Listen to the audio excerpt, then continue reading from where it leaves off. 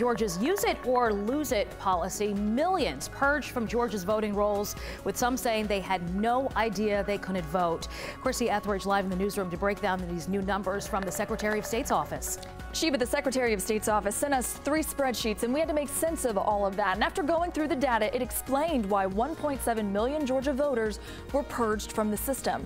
Of the top reasons, 469,000 had died. Another 119,000 had been convicted of a felony. So that's the law. Their names come off. But the largest number of voters, 890,000, were purged because of Georgia's use it or lose it policy. That means those people had not voted in at least 2 consecutive elections.